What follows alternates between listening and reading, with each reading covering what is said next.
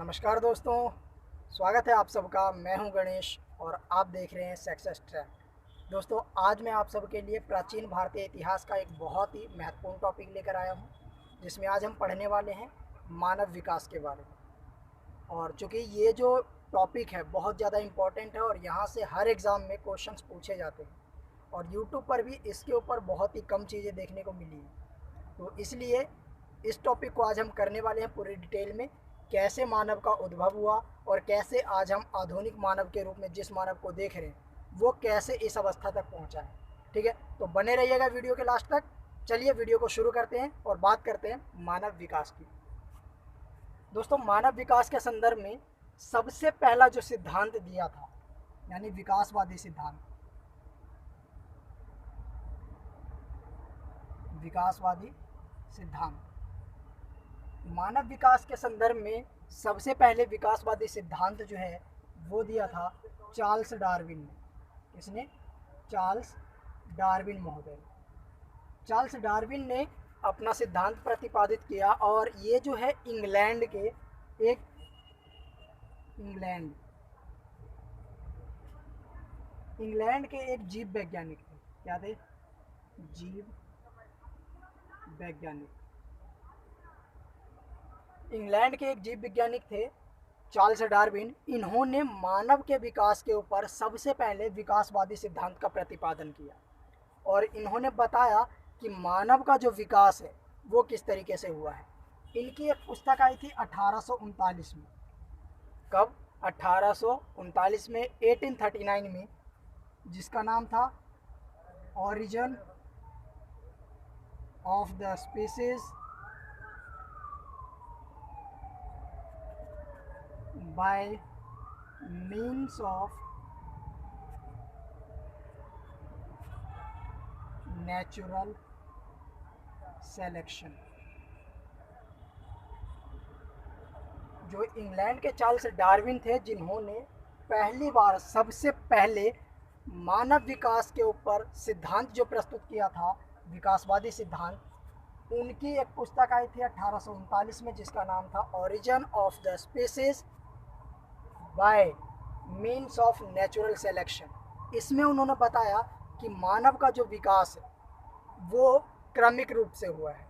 इनका मानना था कि मानव की उत्पत्ति किसी दैवीय प्राणी के रूप में अचानक नहीं हुई है, बल्कि इनका क्रमिक विकास हुआ है और धीरे धीरे एक अवस्था से दूसरी अवस्था, फिर तीसरी अवस्था, और इस तरीके से धीरे धीरे करते करते आज आधुनिक मानव के रूप में हम सब सामने हैं। ठीक है, और इनका मानना था चार्ल्स डार्विन का कि प्रत्येक जीव जो है जीवित रहने के लिए प्रतिस्पर्धा करता है और इस प्रतिस्पर्धा में वही जीव जीवित रहता है जो सबसे श्रेष्ठ है, और इसी प्रकार से इनका विकास होते रहता है। ठीक है, तो मानव के संदर्भ में सबसे पहले जो सिद्धांत प्रतिपादित किया था, वैज्ञानिक सिद्धांत, वो किसने किया था? चार्ल्स डार्विन महोदय ने। कहाँ के रहने वाले थे? इंग्लैंड के। इनकी पुस्तक आई थी 1839 में ये। ठीक है, इसके बाद में अगर हम देखें तो मानव के इतिहास के बारे में, मानव की उत्पत्ति के बारे में सबसे जो प्रसिद्ध कथन है, ऐसा माना जाता है कि अफ्रीका महाद्वीप जो है,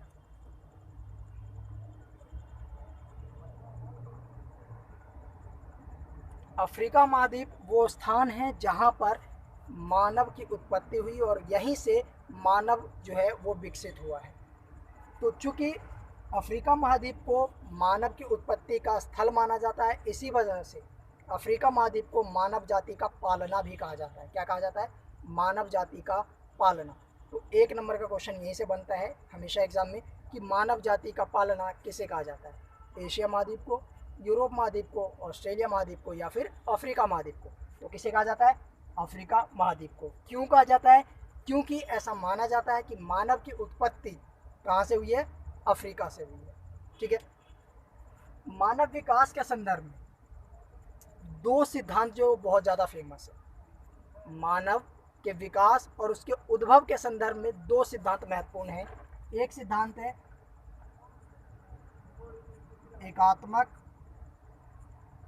उद्गम सिद्धांत और दूसरा सिद्धांत है समांतर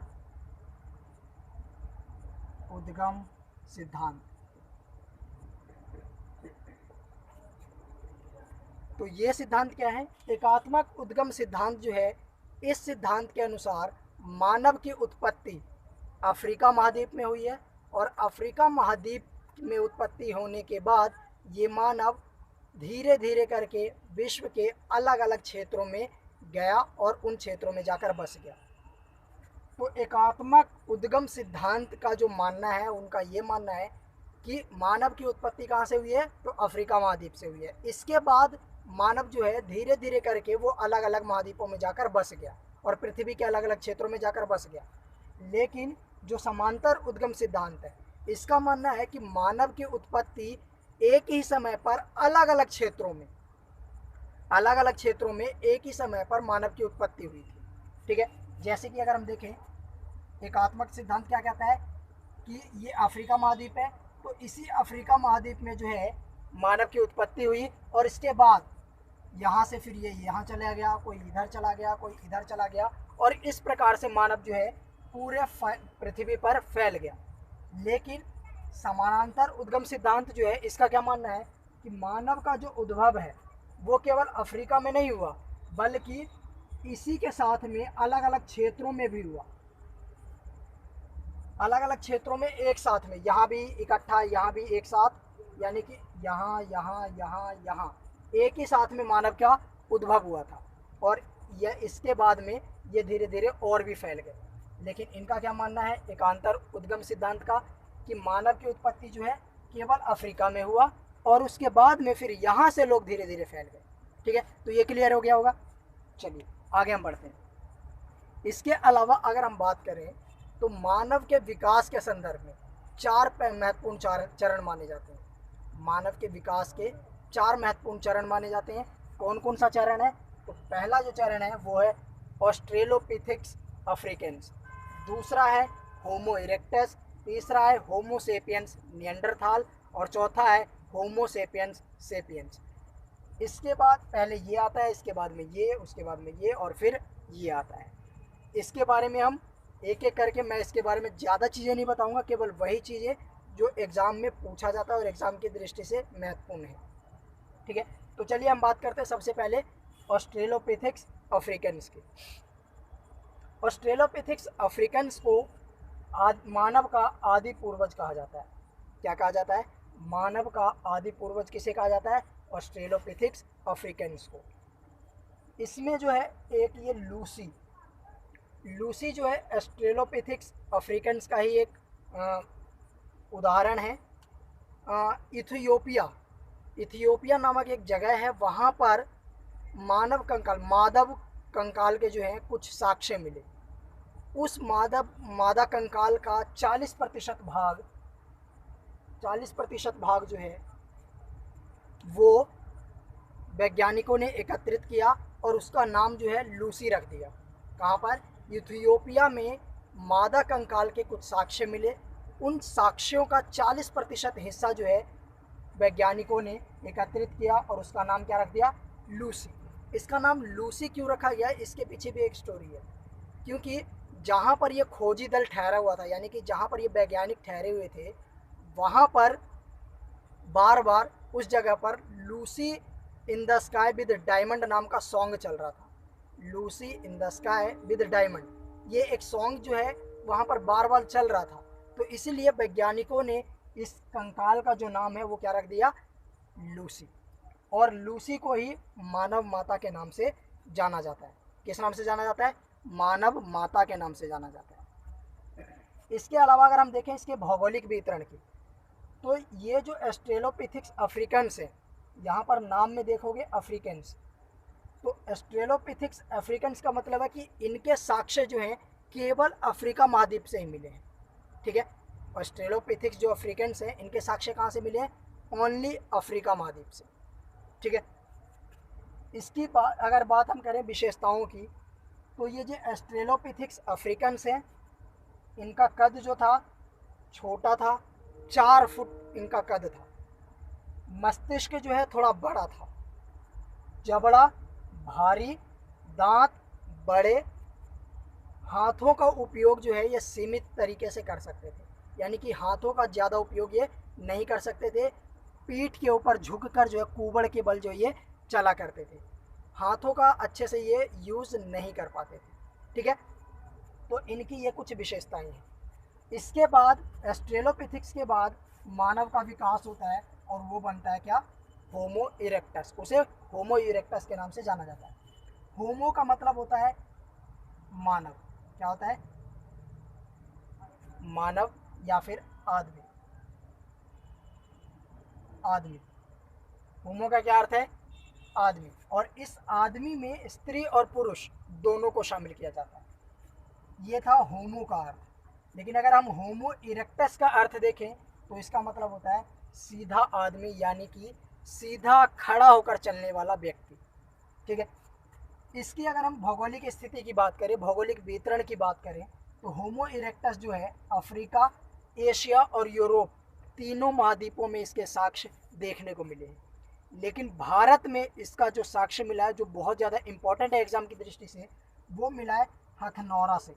एमपी में औसंगाबाद नामक एक जगह है, वहाँ से हथनौरा से जो है इसका होमो इरेक्टस का साक्ष्य मिला है। तो क्वेश्चन इस तरीके से पूछा जा सकता है कि भारत से किस प्रजाति, किस मानव प्रजाति के साक्ष्य मिले हैं और कहाँ से मिले। तो ये किसके मिले हैं, होमो इरेक्टस के। कहाँ से मिले हैं, तो हथनौरा से। क्लियर है।